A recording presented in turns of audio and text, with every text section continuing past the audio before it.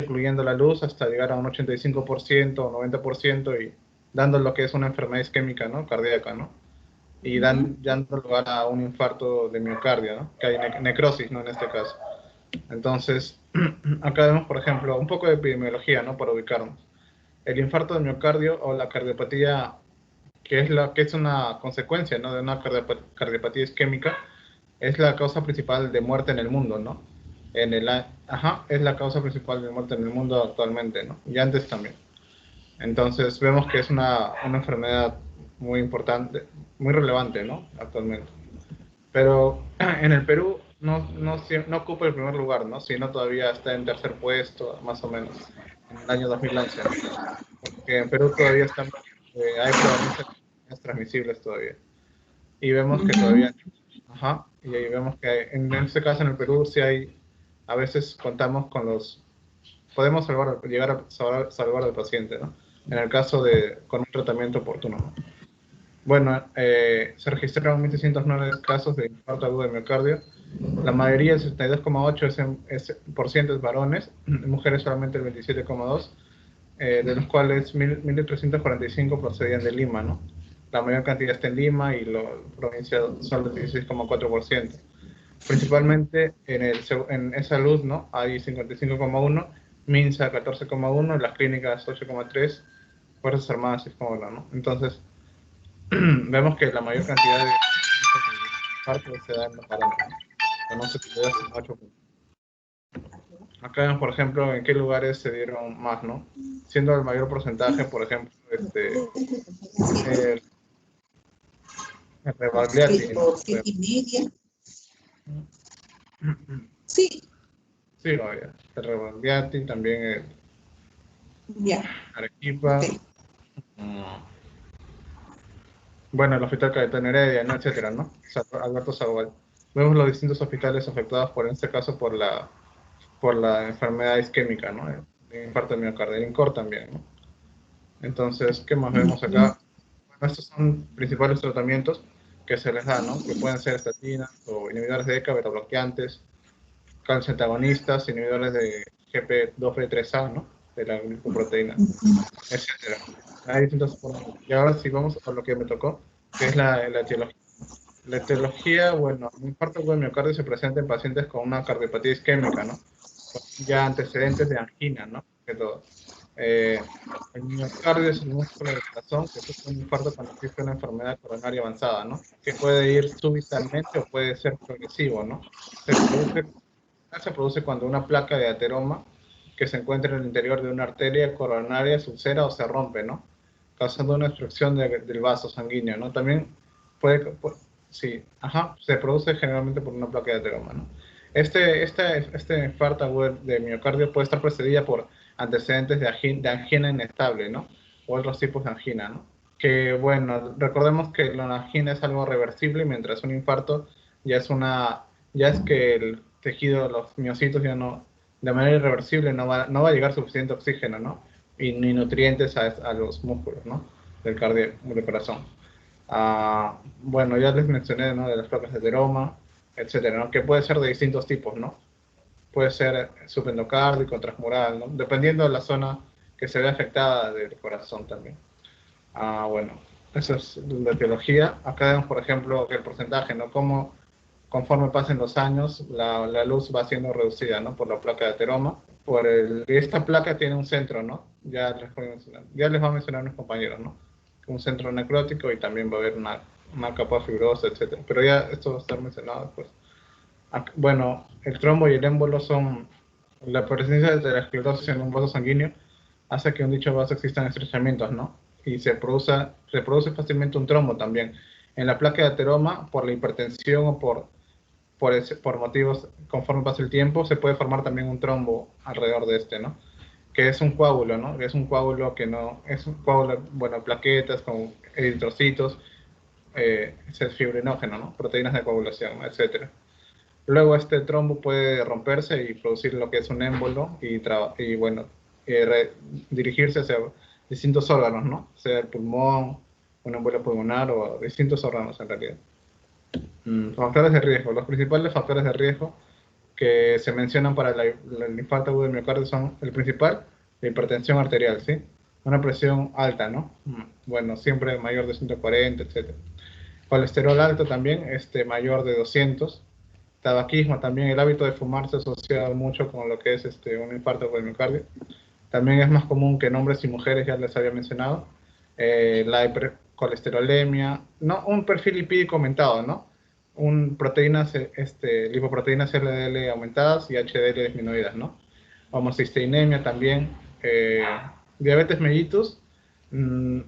Ahorita les voy a mencionar un cuadro. Estos son los que se dicen, ¿no? Pero va a haber ahorita les voy a mencionar un cuadro también. Ingesta también, el tema que hicimos hoy, ¿no? También puede ser insuficiencia ingesta de B12, ¿no? Cobalamina, ácido fólico, etc.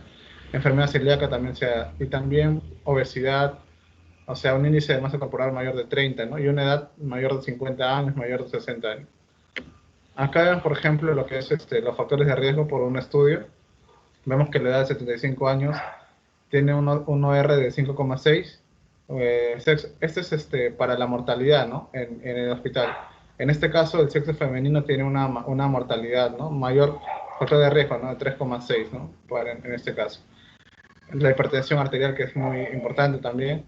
Diabetes mellitus tipo 2 solamente se considera como, bueno, acá sí lo han tomado en cuenta, ¿no? Una diabetes mellitus aumentada, no controlada, ¿no? Pero en el caso sea la diabetes mellitus controlada, no se consideraría un factor. Si es controlado, si es bien llevado, no se puede llevar no corre riesgo, ¿no? De tener un infarto tan grave si fuera no controlado. Un Killip-Kimball, que es una estadificación de grado 4, ¿no? Ya corre una mortalidad, ¿no? Por cardiovascular, infartos, etcétera, ¿no? Ondas T positivas, una creatinina también aumentada y una fracción de eyección de ventrículo izquierdo también aumentada, ¿no? Bueno, estos son los factores de riesgo, ¿no? Que están asociados con el infarto del miocardio también. Y los factores de protección, se dice que las mujeres que usan esas pastillas suelen presentar una mente leve de riesgo de infarto del miocardio, ¿no? Pastillas anticonceptivas. El hábito de fumar, ya les he mencionado. La inflamación es la inflamación es un paso importante, ¿no? En este proceso de formación de la placa ateromatosa, ¿no? Y el trombo después. Entonces, se dice que la proteína C reactiva es un marcador sensible, ¿no? De la inflamación. Ciertos fármacos también utilizados en el tratamiento del miocardio pueden reducir los niveles de proteína C reactiva, ¿no? Hay fármacos que pueden reducir esta inflamación y puede ser un factor protector, ¿no? Si disminuimos el hábito de fumar también, disminuir el uso de pastillas anticonceptivas también, según. También se ha relacionado con la enfermedad periodontal, ¿no? Con la coronariopatía, ¿no? De las arterias coronarias. Siendo la periodontitis también es muy común, ¿no? Sí. Ciertas bacterias también se han relacionado, bueno, como ya hay enfermedades, ¿no? De la periodontitis, ¿no? Que puede producir, puede relacionarse con lo que es el infarto de miocardio.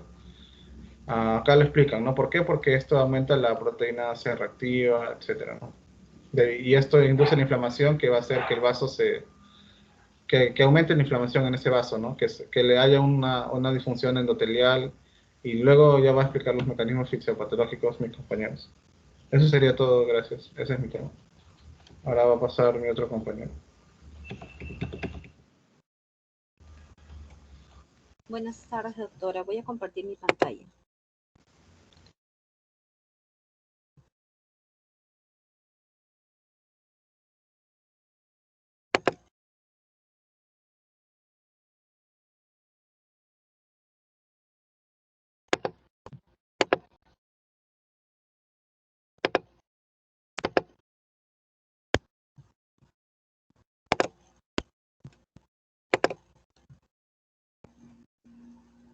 ¿Se me escucha, doctora? Buenas tardes.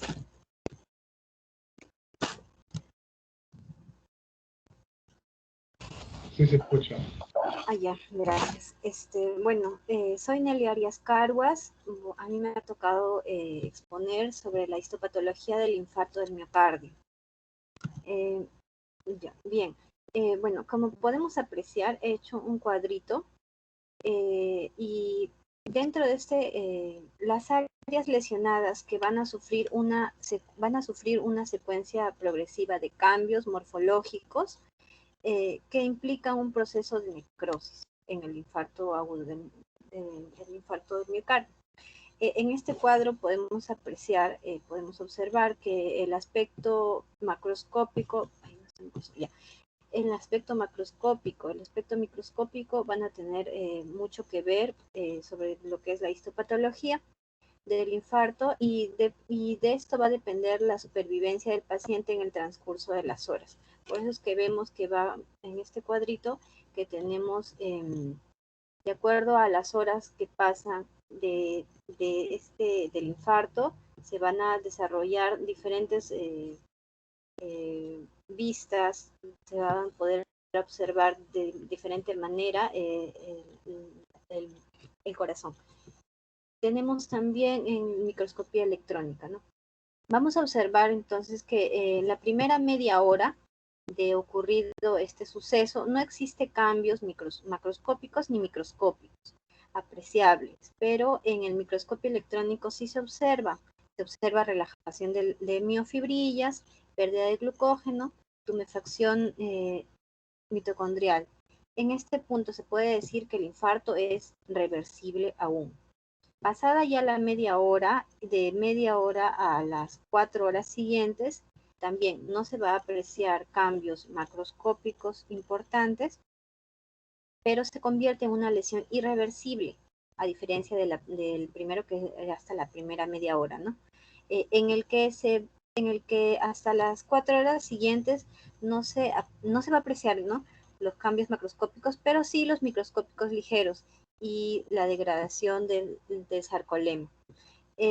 También vamos a ver densidad mitocondrial amorfa. Bueno, por lo tanto, en el primer rasgo detectable de necrosis miocítica va a ser la pérdida de la integridad de la membrana del sarcolema, que permite que las macromoléculas extracelulares pasen al intersticio cardíaco. Entonces ya se va a producir las complicaciones. Luego vamos a tener, luego vamos a tener una lesión irreversible, que es a partir como ya habíamos dicho, ¿no?, ya son irreversibles, pero desde las 4 hasta las 12 horas vamos a tener, pues, que va a pasar de un moteado oscuro. De 4 a 12 horas y de 12 a 24 horas vamos a ver el cambio de coloración macroscópica. Entonces vamos a tener un moteado oscuro que es inconstante, que a veces no se puede observar, y a partir de las 12 a las 24 horas va a ser ya con más seguridad el moteado oscuro. Y también empieza la necrosis incipiente por coagulación de 4 a 12 horas y de 12 a 24 horas la necrosis por coagulación ya es pues ya no es incipiente, ¿no? En la primera, de 4 a 12 horas, vamos a tener edema y hemorragia importante, y en las necrosis por coagulación de 12 a 24 horas, vamos a tener hipereosinofilia, necrosis marginal y pignosis nuclear. Entonces, aquí podemos apreciar que de 4 a 12 horas tenemos gran cantidad de glóbulos rojos, y aquí en los cambios macroscópicos, aquí vemos un moteado que sí es apreciable en esta lámina, y en esta de 12 a 24 horas también esto de acá debería ser más apreciable, de 12 a 24 horas, y abundantes eosinófilos en la vista, ¿no? En las siguientes horas, que son ya de 1 a 3 días, el moteado oscuro va a aparecer con un centro amarillento en la macroscopía, y en la microscopía vamos a tener una necrosis por coagulación con desaparición de núcleos, estrías e infiltrado de neutrófilos. Por lo tanto, vamos a tener bastantes, va a haber abundancia de polimorfonucleares. Estamos viendo que ya se desaparecen los núcleos, las estriaciones, y en la microscopía. Y en la macroscopía vamos a tener, ya teníamos un moteado, y luego de esto aparece un centro pardo amarillento. Esa es una lesión irreversible de 1 a 3 días. Las siguientes horas, que son de 3 a 7 días, vamos a tener un borde hiperémico, reblandecimiento central y color amarillento pardo. Y en la microscopía, desintegración de miofibrillas muertas con destrucción de neutrófilos fagocíticos. Vamos a tener entonces en la macroscopía ya se produce un ablandamiento central pardo amarillento, y en la microscopía estamos viendo desintegración de las miofibrillas muertas.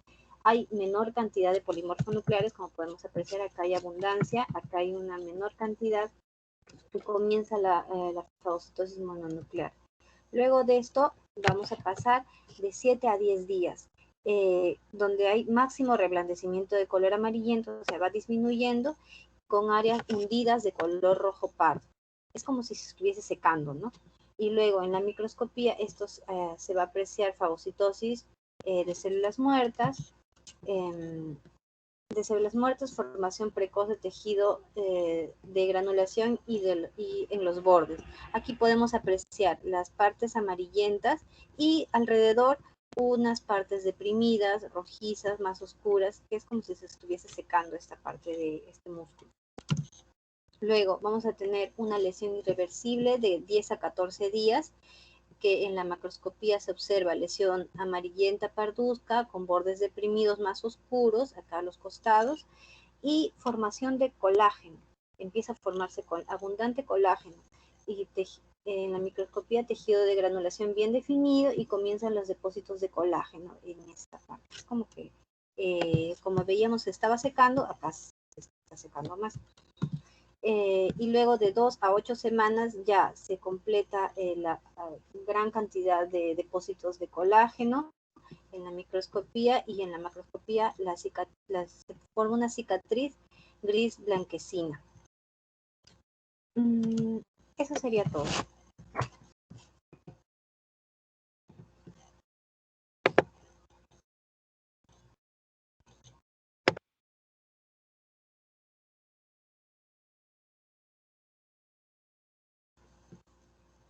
¿Están ahí, chicos? Sí, ¿ven mi pantalla? Sí, sí se ve. Sí. Sí, sí se ve. Ya, doctor. Buenas tardes con todos. Hoy voy a hablar acerca de infarto de miocardio, patogenia y fisiopatología. Bueno, antes que nada quisiera, es como un cuadro general, ¿no? Que habla en sí para ubicarnos más que nada, de la cardiopatía isquémica, ¿no? Hay dos tipos, ¿no? Una es la crónica, la forma crónica, y la forma aguda. La forma crónica vendría a ser la angina estable, y la forma aguda vendría a ser el síndrome isquémico coronario agudo, ¿sí? Así por mencionarles, la forma crónica, bueno, se caracteriza por un dolor opresivo precordial, ¿no? Que se irradia al brazo izquierdo, a la mandíbula y al epigastrio. Y bueno, es desencadenado por esfuerzo físico e incluso estrés emocional. Y la forma aguda lo clasificamos con el EKG, ¿no? Con el ST, o sea, puede haber sí, doctora, disculpe, no. Está bien. Ya. El ST no elevado, nivel de ST no elevado. Acá se caracteriza porque un trombo pequeño obstruye el vaso sanguíneo, y el ST elevado, ¿no? Que ya es una emergencia, porque hay una obstrucción total. Entonces, cuando me hablen de ST no elevado, tenemos dos tipos: la angina inestable y el infarto de miocardio sin onda Q. ¿Ya? La angina inestable, acá solo hay una hipoperfusión, o sea, no hay necrosis. En cambio, en el infarto de miocardio, ya casi en esos dos, en el infarto, en el sin onda Q y en el con onda Q, sí hay necrosis.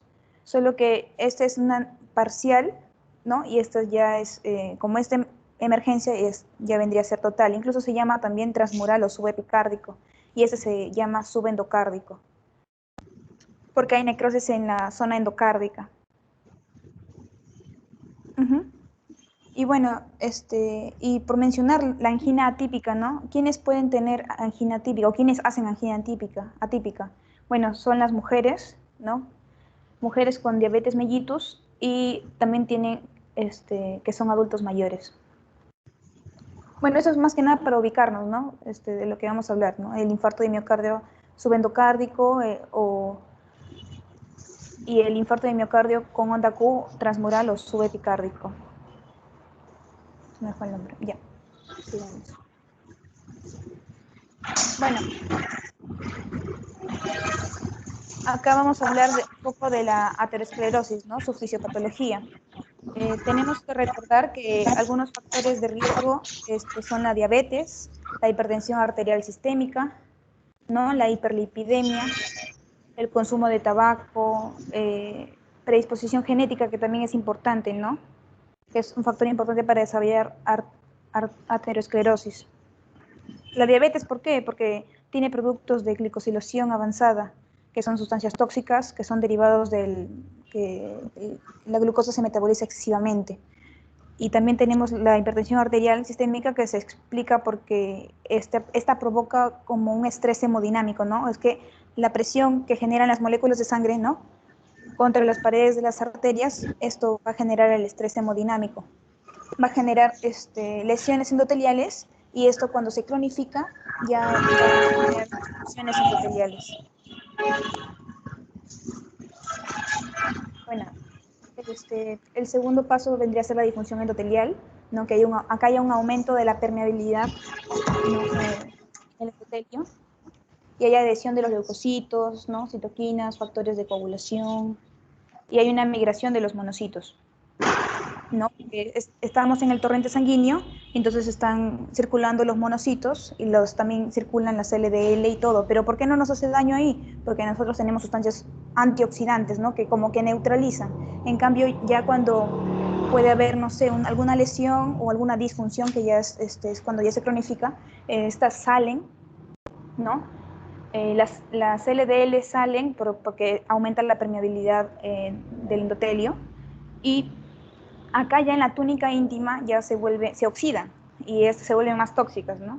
Entonces, ¿qué hacen los monocitos? Entonces, son llamados los monocitos y pasan por el endotelio, y entonces acá en la túnica íntima ya se vuelven macrófagos. ¿Y estos qué hacen? Fagocitan a los LDL, pero llega un punto en que estos comen, fagocitan, y, o sea, se vuelven prácticamente cuerpos amarillos, ¿no?, que no cumplen su función. Entonces se llaman células espumosas. No son las famosas células espumosas que van a ir formando las estrías, la estría grasa, el ateroma fibrograso y las placas de ateroma. Incluso hay niveles, ¿no? La Asociación Americana del Corazón, AHA, que se llama por sus siglas en inglés, lo ha clasificado en 6 tipos, ¿no? Por ejemplo, la tipo 1 tiene macrófagos aislados. Acá la imagen no me ayuda mucho, pero la tipo 1 tiene macrófagos aislados, ¿no? La tipo 2, la estría grasa. La tipo 3, como hay una lesión intermedia, ¿no?, que va produciéndose por los lípidos, por el traspaso de lípidos. La tipo 4 ya se forma la placa de ateroma. La 5, la fibroateroma. Esto es solo como se forma una capa fibrosa, una placa fibrosa externa, ¿no?, a la placa de ateroma. Por eso se le llama fibroateroma. Y la 6 ya es una lesión complicada, ¿no? Es una lesión complicada porque ahí es cuando me hablan de accidente de placa o ruptura de placa.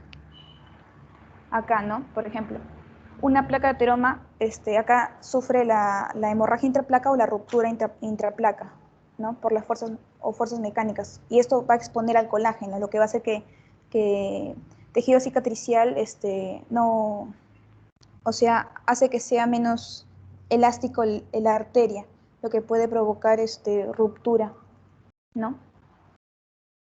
Bueno, acá más que nada explica el proceso, ¿no? Las plaquetas se adhieren, se agregan y activan, liberan tromboxano 2, adenosín difosfato, serotonina, y lo que provoca una mayor agregación de plaquetas y vasoespasmo, ¿no? El trombo.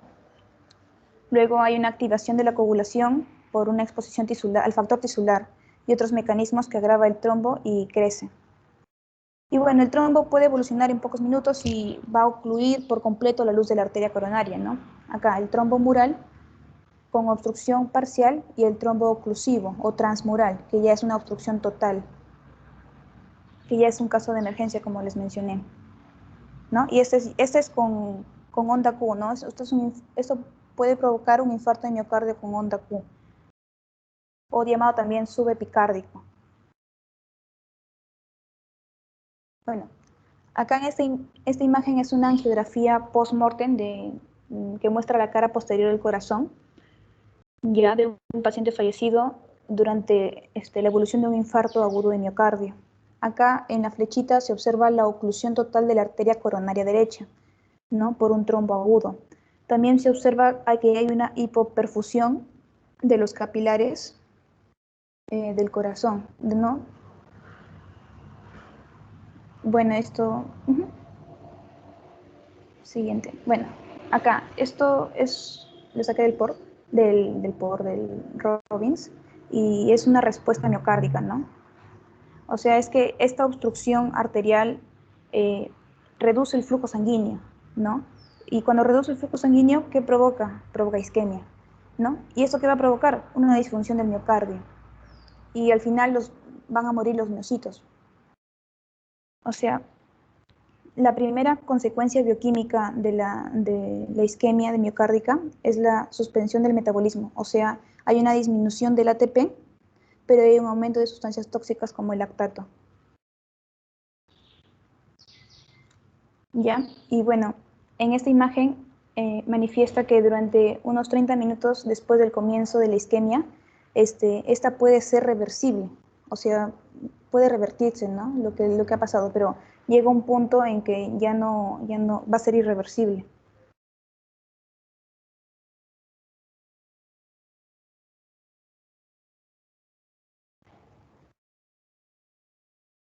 Ya. Bueno, acá vemos a la circulación del corazón, ¿no? Acá, ¿qué debemos saber? A ver, ¿qué podemos añadir? ¿Sí? ¿No ven mi pantalla? Has dejado de compartir. No se ve. Comparte. Ya. Ya está. Sí, lo siento. Lo siento, ya. Bueno. La rama, tenemos a la rama descendente anterior izquierda, ¿no?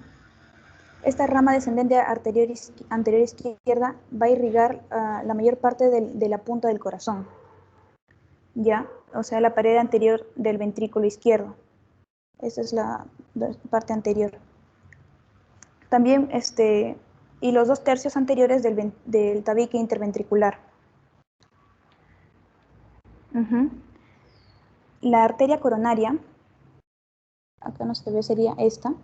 Ya, la arteria coronaria, sea la arteria coronaria derecha o la circunfleja izquierda, va a irrigar al tercio posterior del tabique, y eso se le llama, como dice el libro, dominante.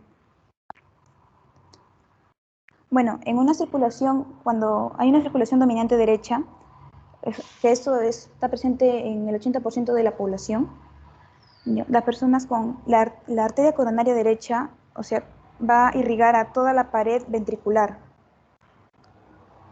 La arteria coronaria derecha va a irrigar a toda la pared ventricular.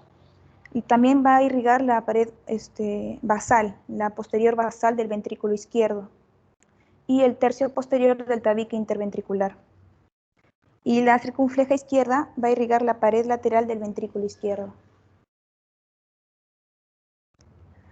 Bueno, quería explicar un poco esto. Cuando hay un aumento de la onda ST, o sea, si les dicen que hay un aumento de la ST, entonces, y te dan las derivaciones B3 y B4, estos van a medir la cara anterior del corazón. ¿Y qué arteria puede estar comprometida, no? Entonces, nosotros vamos a decir la arteria descendente anterior. ¿Y quién irriga la cara anterior? Pues la arteria descendente anterior. También hay un aumento de la ST con la derivación 1, ¿no? Y esto, la ABL mide o va a ver la cara lateral del corazón, ¿no? ¿Y quién irriga la cara lateral del corazón? La arteria circunfleja. Así en términos generales. También me dicen, hay un aumento de la onda ST, pero me dan dos derivaciones, ¿no? La derivación 2 y la derivación 3 y el ABF. ¿Y esto qué, o sea, qué cara del corazón puedo ver con esto? O sea, que está infartado. La cara inferior, ¿no? Y la posterior. ¿O qué puedo decir? ¿Qué arteria ha comprometido? Bueno, ha comprometido la arteria descendente posterior, ¿no? ¿Y de qué arteria es rama la descendente posterior? Bueno, de la coronaria, de la coronaria derecha. La coronaria derecha va a irrigar a la cara inferior, ¿no? O diafragmática, y también a la posterior.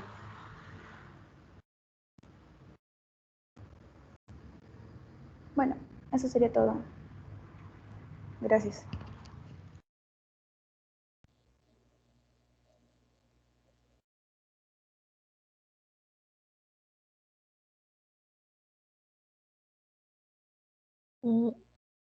¿Se ve mi pantalla, chicos? Úrsula, Joaquín. Sí, sí se ve. Ya. Entonces, vamos a empezar. Buenas tardes, doctora y compañeros. Soy Lucero Vaca y yo les voy a hablar acerca ya de los signos y síntomas de lo que han venido hablando mis compañeros anteriormente, de lo que es el infarto. Entonces, es importante conocer los signos y síntomas, ya que, como ya lo mencionaron mis compañeros, el infarto se puede, de una u otra manera, podemos prevenirlo, podemos detectarlo con anterioridad, y si es que nosotros tenemos una detección, un diagnóstico temprano mediante estos signos y síntomas, obviamente vamos a evitar que se dé un paro y pues por consiguiente la muerte del paciente. Entonces, empezamos con los síntomas. Me olvidé de poner la animación aquí porque no sé por qué, pero bueno. En realidad, en estos signos yo quería resaltar el más importante, el que está ahí en la estrellita justamente, el cual es el dolor, ya que se le llama el síntoma cardinal, porque todos los pacientes que tienen un infarto o que están próximos a un infarto, que están próximos a un infarto, pues tienen el dolor. Entonces, este es el principal, como el que se lleva la atención de todos los signos, es el dolor. Lo he puesto en estrellita porque luego vamos a ver cuáles son las características más importantes y por las cuales nosotros podemos distinguir este dolor, porque no es un dolor común y corriente. ¿Ok? Muchos lo pueden confundir, pero hay que por eso separarlo para verlo detalladamente. Dentro de los signos tenemos también a la disnea, ¿no? Y en esto es importante resaltar, pues, que nosotros recordamos que la mayor parte de las vísceras que están dentro de nuestro organismo, como el corazón, algunas vísceras van a estar influenciadas por el nervio vago, ¿no? Además, no sé si recuerdan un poco de la fisiología respiratoria al momento de la ventilación, el diafragma al momento de contraerse para que se pueda expandir el tórax y también para que se pueda contraer. Entonces, en esos movimientos vamos a necesitar pues del nervio vago, ¿no? Es por ello que la persona va a tener cierta dificultad para respirar porque no va a poder el diafragma realizar un movimiento adecuado. Entonces no va a haber ni contracción ni distensión del tórax, ¿no? Entonces hay disnea también porque el dolor es tan intenso que el paciente va a tener esta dificultad respiratoria, ¿no? De poder ventilarse, de poder respirar.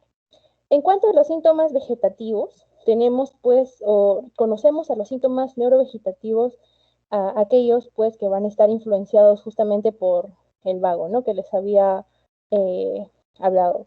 Entonces, cuando surge un problema del corazón, en respuesta a este problema, en este caso, el sistema digestivo se va a activar y al momento de activarse va a generar una serie de descargas simpáticas. Entonces nosotros recordábamos que lo simpático provocaba ciertas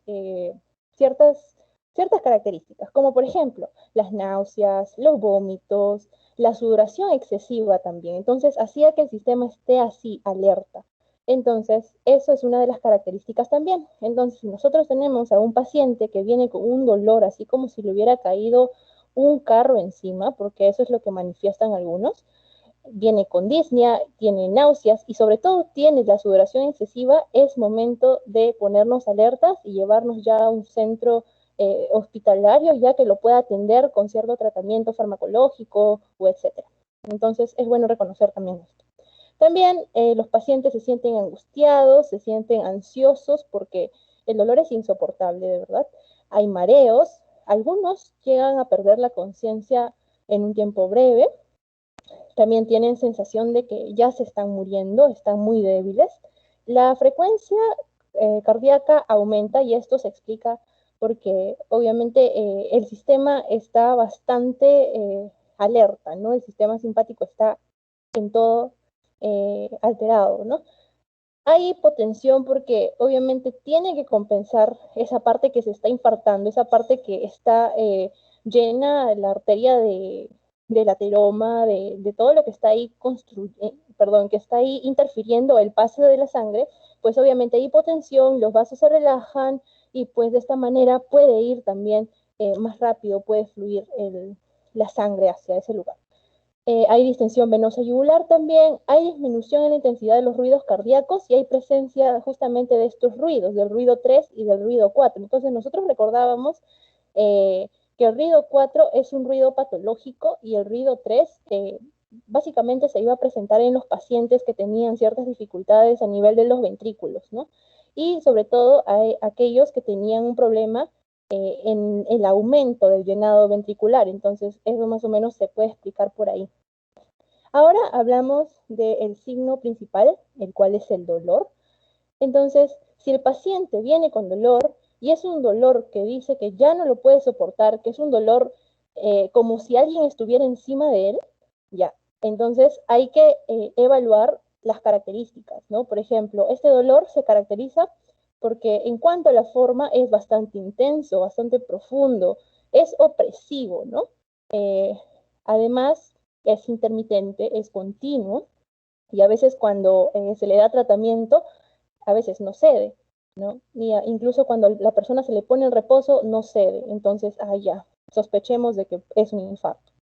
Ahora, en cuanto a cuándo se da, más frecuente es después de que la persona se despierte cuando va a iniciar su día, en horas de la mañana. En cuanto a la duración, es bastante prolongado. Acá hay que tener en cuenta si la persona también ha hecho actividad física anterior o de repente ha ingerido bastante comida, tiene bastante comida dentro. Entonces también es uno de los factores que te puede decir que esa persona está próxima a tener un infarto, ¿no? Y en cuanto a la duración, como les decía, más de 30 minutos, entre 20 a 30 minutos hay que preocuparse ya, porque es una señal. En cuanto a la localización, normalmente está detrás de la parte central del tórax, en la parte retroesternal. A veces va a haber otra característica que es irradiación, el dolor también es irradiado. Es por ello que en algunas ocasiones vamos a encontrar que el dolor va a aparecer en el epigastrio también. Y a veces en las extremidades superiores, en el brazo, sobre todo en el izquierdo, en el abdomen. Algo que me olvidé de decir en la diapositiva anterior, era un síntoma de que en algunas veces se va a presentar lo que es indigestión. ¿Y por qué indigestión? Porque justamente recordábamos que el nervio en común en cuanto al corazón y al estómago es el vago. Entonces, ese dolor que el vago pues va que va a estar acompañando al corazón en cuanto al vago, también ese dolor se va a irradiar hasta la parte del estómago. Y eso va a hacer que no haga sus movimientos de motilidad con normalidad, no haya una buena digestión y también uno de los síntomas va a ser que el paciente, en algunos casos, no siempre, va a tener el estómago en forma de balón, ¿no? Abalonado. Y por eso también el dolor se puede localizar en la parte del epigastrio, ¿no? En cuanto a la irradiación, se suele irradiar, como ya les venía diciendo, más que nada en la parte izquierda, porque hay proximidad nerviosa en esa parte, ¿no? Tanto al hombro como al brazo, también en la parte de la región maxilar inferior, a la mandíbula, al cuello, a veces también va a ir al dorso, en el abdomen, ¿no? A veces se habla también de que se irradia hacia la parte del brazo derecho y el hombro derecho, pero es muy raro, ¿no? Mayormente es para el lado izquierdo por la proximidad nerviosa. Y bueno, hablar algo rápido de tratamiento porque no lo habíamos tocado antes tal vez. En cuanto al tratamiento, es importante primero identificarlo y si estamos nosotros en nuestras casas, tratar de tranquilizar a la víctima y poder actuar con rapidez. Además, el reposo absoluto también, pedirle a esa persona que se siente, nos va a permitir que la persona no haga un esfuerzo, ¿no? No hay que dejar a la persona que camine porque eso obviamente va a desgastar también, ya que la persona tiene disney, entonces hay que pensar en eso también, ¿no? Si es que tiene prendas apretadas, hay que tratar de aflojarlo. Y si es que vemos que ya está bastante avanzado, hay que trasladarlo rápidamente a un hospital, ¿no? Para que le puedan dar ya el tratamiento. En este caso, por ejemplo, le pueden dar oxígeno, le pueden suministrar oxígeno, es lo principal que se hace, sobre todo cuando el paciente presenta hipoxia, ¿no? Con una saturación menor de 90. Algunos le dan también analgésicos y dentro de estos analgésicos suelen administrarle morfina, ¿no? Y también hay que tener en cuenta a veces que hay personas que pues pueden tener ciertos efectos adversos, ¿no? Y pueden presentar cierta bradicardia, y eso también puede ser contrastado. Le suelen dar atropina para poder haber un balance entre esto, ¿no? Hay que tener bastante en cuenta eso. Y también las reacciones de hipersensibilidad que se puedan dar en cuanto a esto. También se les da betabloqueantes, ¿no? Lo cual impide el efecto simpático que está teniendo el corazón, ¿no? También ciertos antiplaquetarios o trombolíticos que van a encargar de que no se coagule la sangre. En ese caso se le suele dar aspirina también y ciertos nitratos que mayormente son administrados por vía sublingual, ¿no? Lo cual disminuye el trabajo del corazón. Y bueno, mi amigo Joaquín ya había hablado de prevención, así que solamente recordarles, chicos, que es importante seguir estos hábitos para poder nosotros llevar una vida saludable y sobre todo el poder que nosotros tenemos ahorita como estudiantes es compartir la información con las personas pues, que nos rodean en primera instancia para que ellos también puedan tener estos conocimientos y poder prevenir un futuro paro. Y bueno, creo que eso sería todo por mi parte y muchas gracias.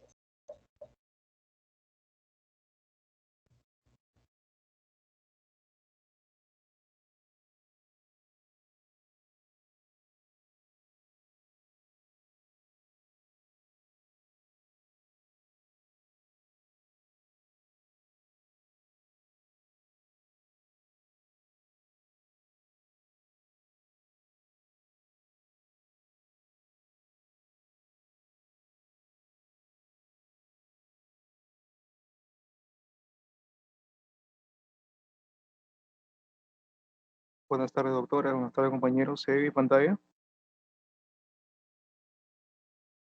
Sí, se ve. ¿Se me escucha? Sí, ¿verdad? Sí. Ok, gracias. Doctora, buenas tardes. Buenas tardes. Sí. Mi nombre es Almeida Ramírez Perolí y vamos a hablar acerca de lo que es el diagnóstico del infarto agudo de miocardio. Bueno, como los compañeros empezaron ya hablando introductoriamente lo que es la parte de la placa aterosclerótica, etcétera, es una constante parte de las secuelas críticas de la aterosclerosis, vendría a ser pues el infarto de miocardio, ¿no?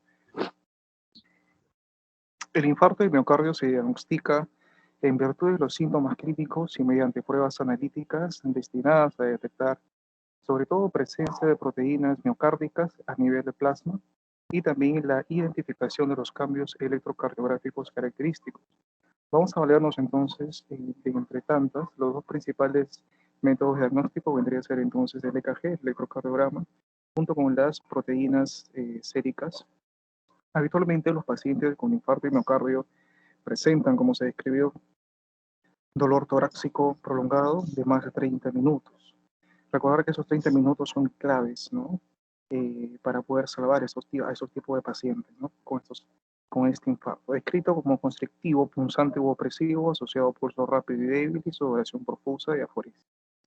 Las náuseas y los vómitos son frecuentes y pueden indicar afectación del ventrículo izquierdo posterior inferior con estimulación secundaria.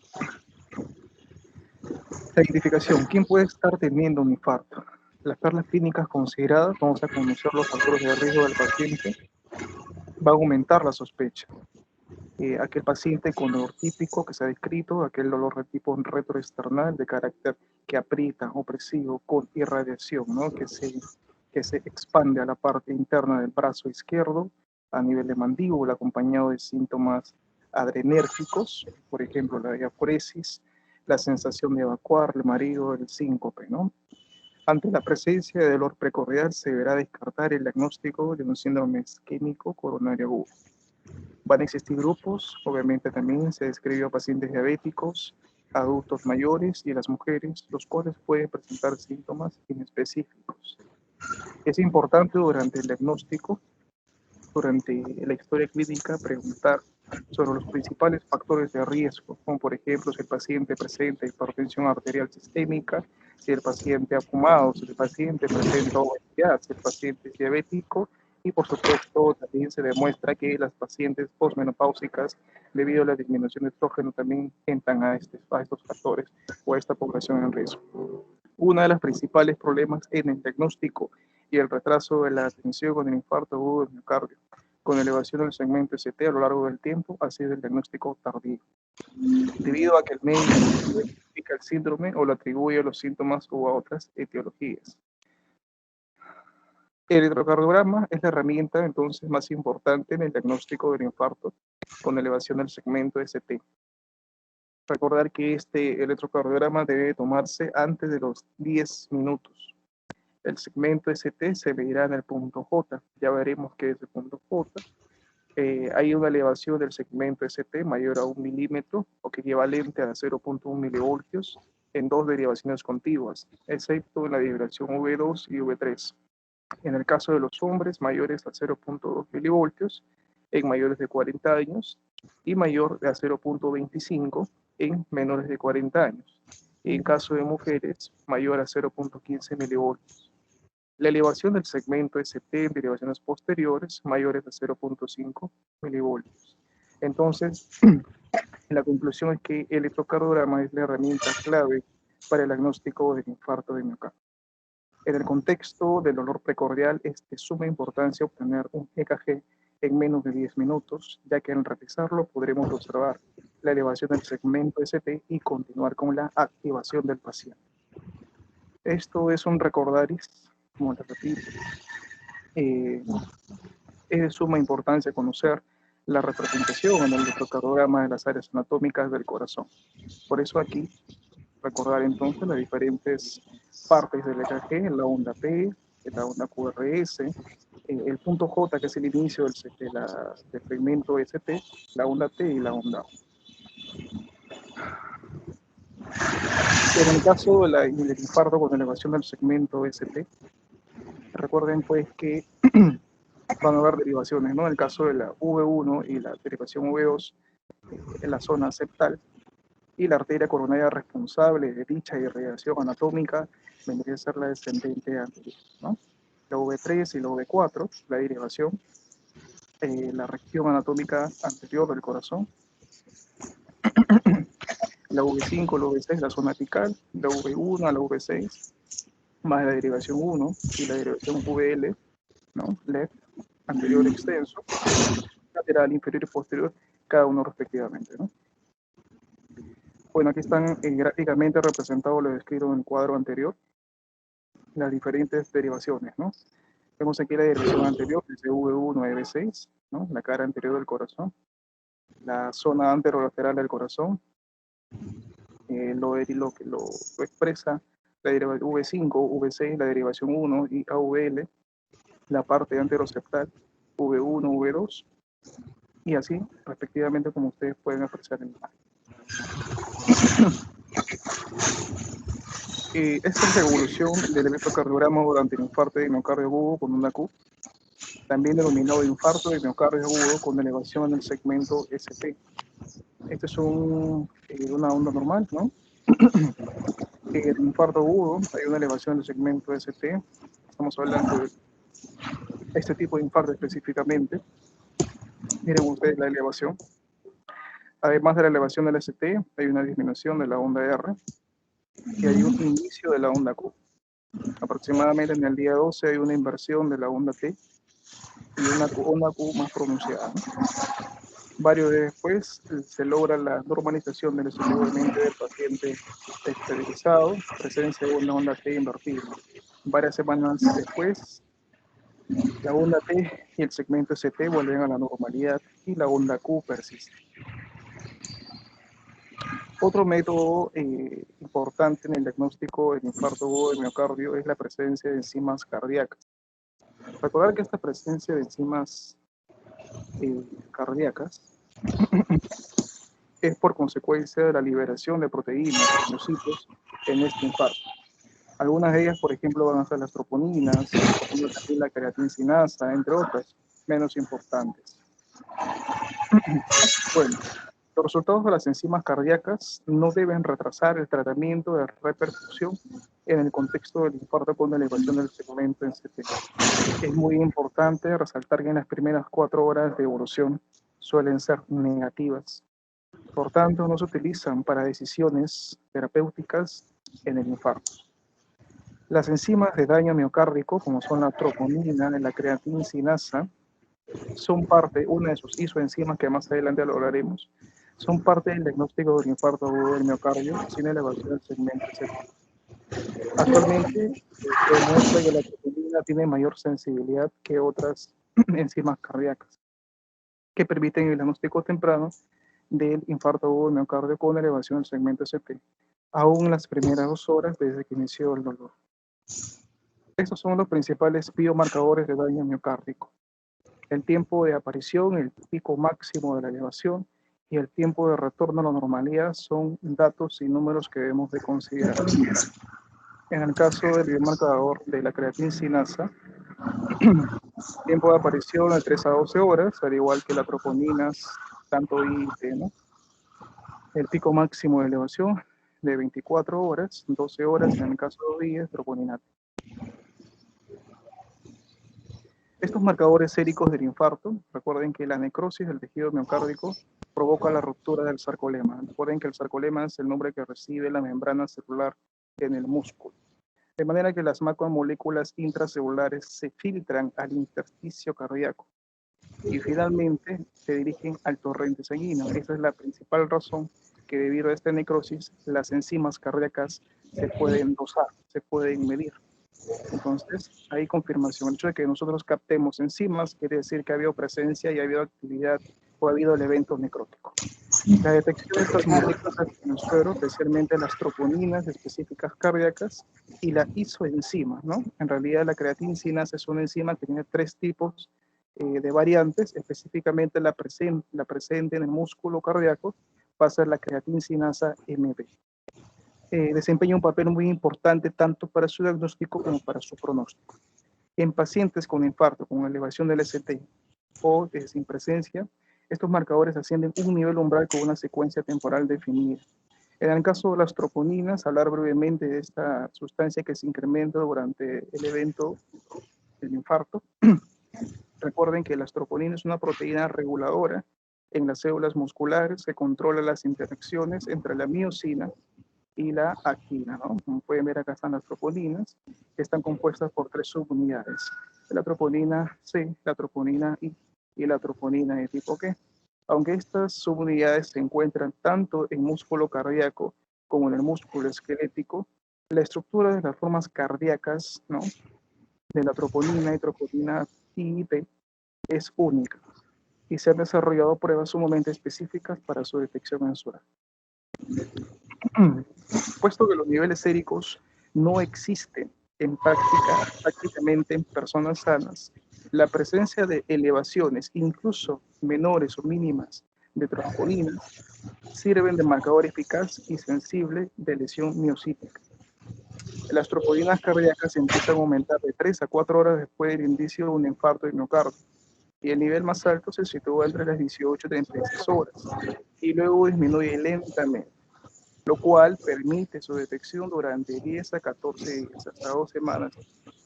Incluso, por consiguiente, su movilización pues, puede ser útil para la detección del infarto de miocardio durante un periodo de casi 2 semanas tras el episodio. Dada su gran sensibilidad y especificidad, las troponínas cardíacas son los biomarcadores séricos preferidos para detectar necrosis miocárdica. Otra enzima también utilizada, más que la lactato deshidrogenasa, que también es otra enzima, está la queratinsinasa, ¿no? Recuerden que tiene 3 isoenzimas, formas, ¿no? En el caso de la CK, queratinsinasa tipo MM, que es de localización muscular, o sea, músculo esquelético, ¿no? La creatinsinasa MB, que es de localización cardíaca, músculo cardíaco, y la CK, ¿no? BB, de localización cerebral, ¿no? Vemos acá las diferentes 2 subunidades, una subunidad y una subunidad M con la que está formada esta creatinsinasa, y las diferentes ubicaciones, ¿no? Cabe destacar también, recuerden que la creatinsinasa se ubica en el músculo cardíaco, esquelético, cerebro y otros muchos órganos. En el caso de la CKMB, que es la que se dosa, no solo está en el corazón, sino también se encuentra en otros tejidos fuera de este, como por ejemplo el útero, la próstata, el intestino, el diafragma y la lengua. Esta creatinsinasa MB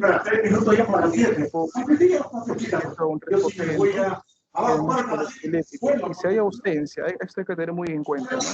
Generalmente también la creatinsinasa isocimal MB también se puede incrementar frente a traumatismos. Entonces, si este paciente no presenta traumatismos, entonces esta elevación CKMB es un síntoma extremadamente indicativo de lesión miocárdica.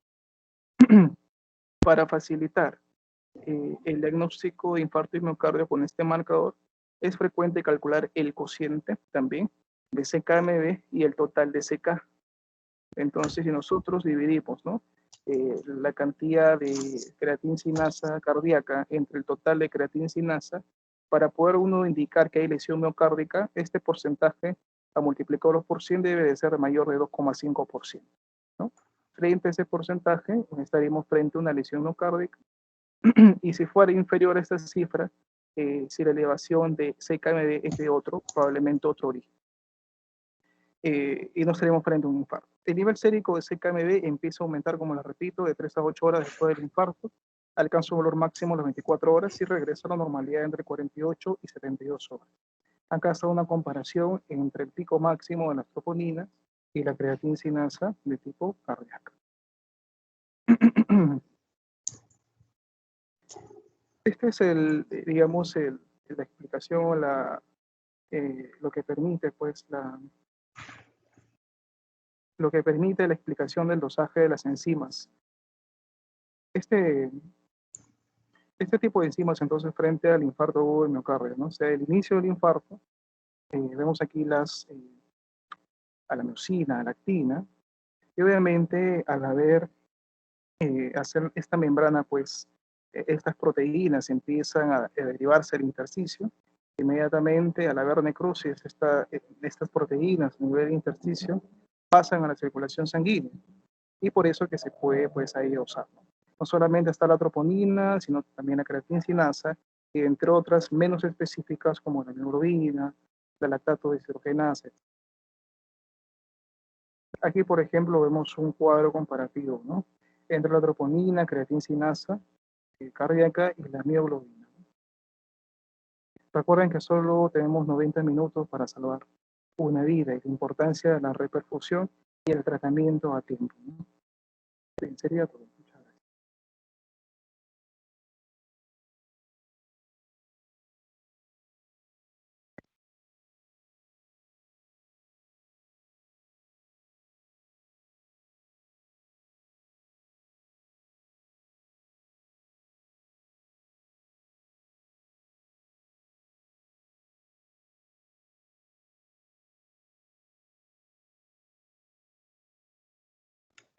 ¿Quién sigue?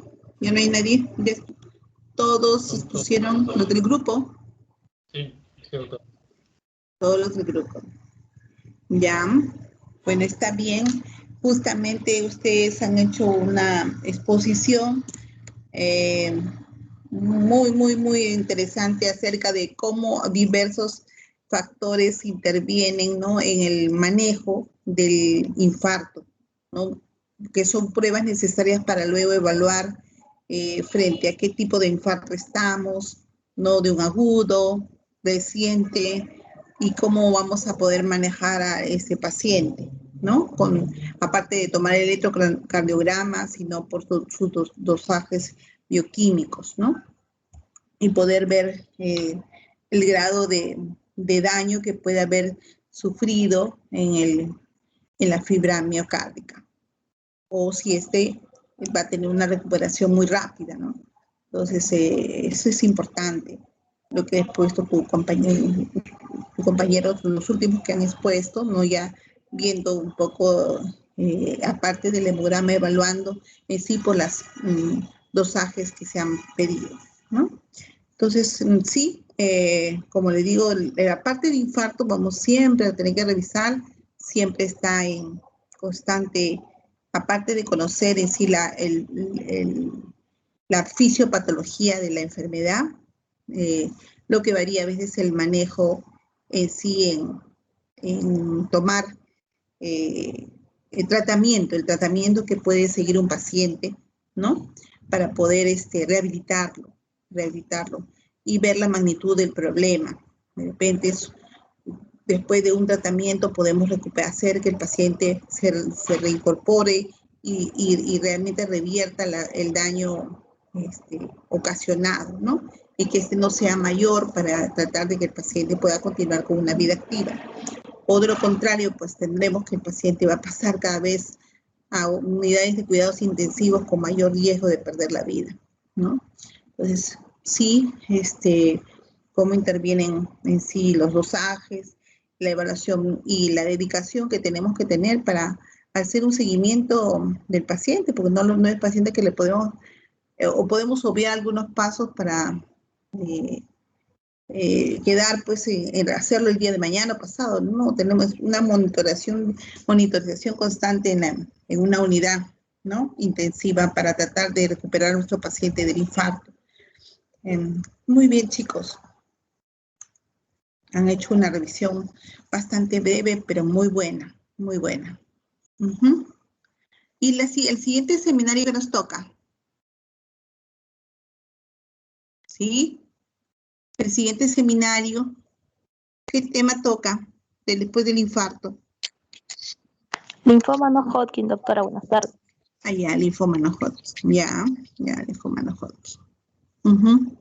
Está bien. Y una pregunta. ¿Y les han dado conversatorios? No. La delegada del grupo. ¿Les han dado conversatorios? Sí. ¿Les han dado conversatorios o no? No, todavía no. Ah, ya. Buenas noches. Para hacer ya, todavía no. Entonces, no importa, sino para buscar un seminario, un conversatorio para poder revisarlo con ustedes. Y poder cumplir también con lo del seminario.